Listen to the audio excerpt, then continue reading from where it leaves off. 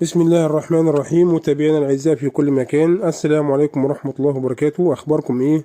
يا رب تكونوا بألف خير. النهاردة ان شاء الله مع بعض هنعمل طريقة الفتة بالخل والثوم، وهنحط عليها شوية اضافات كده، هنضيف لها شوية اضافات زي اللحمة المفرومة، وهنعملها ب برضو اضافة الصلصة، ونعملها بالسمنة البلدي ان شاء الله. تابعونا لاخر الفيديو هنشوف هنعملها ازاي. نقول مع بعض بسم الله الرحمن الرحيم. النهارده معايا مقدار حوالي عن 20 رغيف. طبعا اي عيش ينفع، عيش اللي هو بتاع البلدي بتاع الطابونة ده، او عيش المخبز، اي خبز ينفع. بنجيب الخبز او العيش طبعا وندخله في الفرن يتحمص. العيش بنجيبه وندخله الفرن يتحمص نص تحميصة كده، وعلى طول اول ما يطلع نبدأ نقطعه زي ما حضراتكم شايفين كده. بنقطع يعني ايه، قطع مش صغيرة خالص ولا كبيرة خالص، يعني يدوب قطع متوسطة كده. بنقطع العيش بعد ما اتحمص، ونبدأ نشوف هنعمل الطريقة ازاي. وزي ما قلنا النهاردة معايا 20 رغيف هنعمله ان شاء الله. نشوف مكوناته ايه وهيتعمل ازاي. طبعا الخبز او العيش ده ممكن يتحمص بكذا طريقة. ممكن نحمصه في زيت او في سمنة، وممكن ندخله الفرن يتحمص كده. على حلة بقى نشوف هنعمل الفتة ازاي.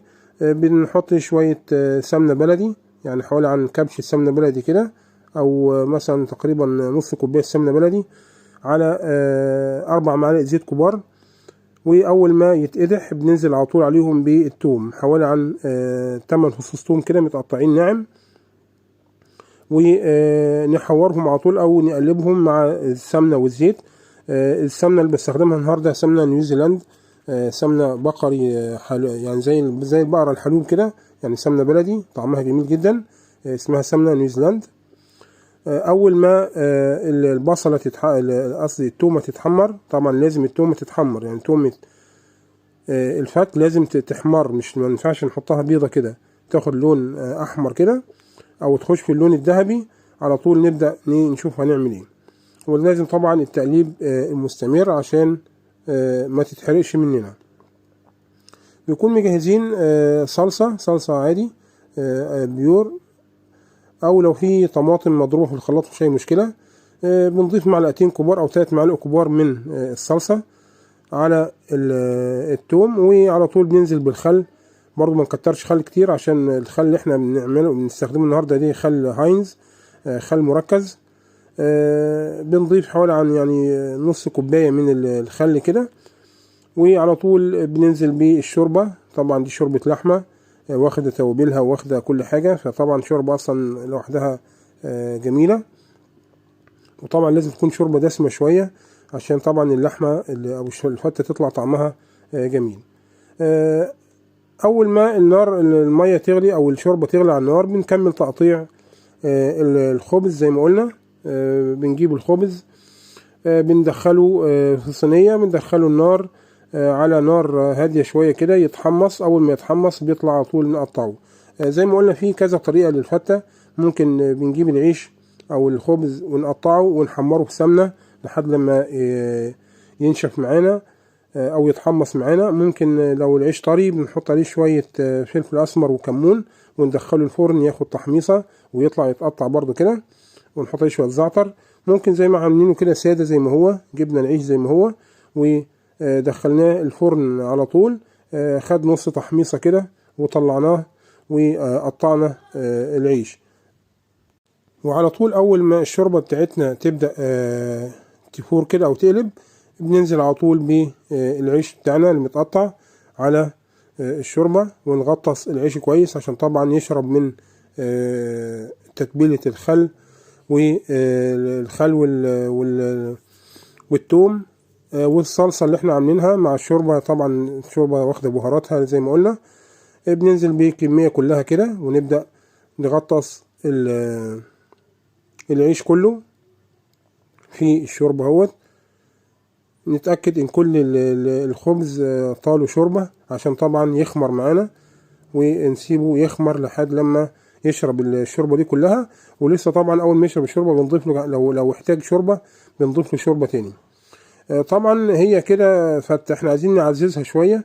يعني لو عايزين نعزز طعم الفته شويه كده، او ندلعها زي ما بنقول كده، كبشه لحمه مفرومه اهيت، لحمه متعصجه. طبعا احنا عارفين اللحمه المتعصجه بتتعصج ازاي. بنجيبها بنرشها على وش الفته من فوق كده. دي طبعا بتفرق في الطعم، يعني لحمه متعصجه مع الفته طبعا حاجه جديده. وندخل اللحمه كلها في الفته من جوه كده بتطعم الفته معانا. وعلى طول نبدا نغطيها. طبعا لازم الفته تتغطى في الوقت ده، ما نسيبهاش مكشوفه كده، عشان طبعا لما تتغطى بتبدا تشرب السائل اللي حواليها دي كل هيته. ونحتاج شوربه تاني بنضيف لها شوربه تاني. كده الفته اهيت جاهزه. بنسيبها حوالي عن 10 دقايق بالظبط كده، بنغطيها بالغطا. ادي كميه الشوربه بتاعتها، نغطيها بالغطا. وبعد حوالي 10 دقايق بنفتح عليها، هنبص نلاقيها شربت الشوربه كلها. نبدا نضيف عليها شويه شوربه كمان عشان طبعا نطريها شويه. يعني هي دلوقتي بتكون جامسه شويه، يعني درق شوربه كده. بنسقي الفته بيها كده لحد لما تطرى معانا تاني. عشان طبعا ايه، ما ينفعش احنا نقدمها تكون جامسه خالص كده، لازم تكون فكه من بعض كده. بنقلب طبعا الفته كلها مع بعض كده لغايه لما الشوربه تتداخل في العيش كله. يعني احنا ملاحظين حتى ان كميه العيش بدات تزيد اهي عشان شربت من الشوربه، فكميه الخبز اللي احنا عاملينها ملت الحله اهيت.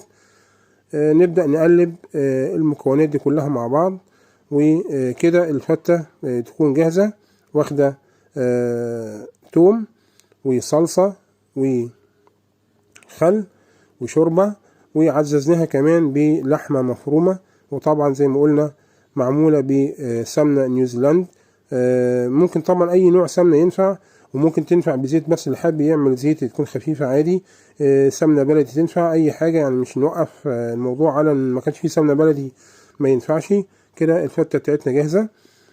وادي طبعا جزء من وقت تقديم الوجبات وغرف الوجبات اهوت. الاول بليه الرز بيتغرف في الوجبه، وطبعا الرز ده واخد شويه حركات كده ان شاء الله هبقى اقولها لكم في حلقه جديده او حلقه لوحدها كده. واخد حمص واخد زبيب واخد سوداني، وعليه كمان لحمه مفرومه. مدلعين الرز شويه، وادي اللحمه وادي البطاطس والكفته معانا. وطبعا السلطه كنا عاملين لها حلقه، هي السلطه بره. ادي صباع الكفته مع اللحمه مع دي طبعا وجبه كده. طبعا بتكون في بره طحينه، ومعاها بتكون كمان سلطه ومخلل وحاجات زي كده. ديت كانت حلقه النهارده. يا رب تكون نالت اعجابكم.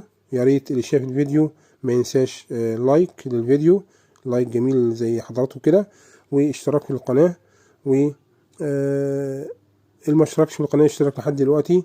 ويا رب نكون عند حسن ظنكم جميعا. كان معكم الشيف سامح، والسلام عليكم ورحمه الله.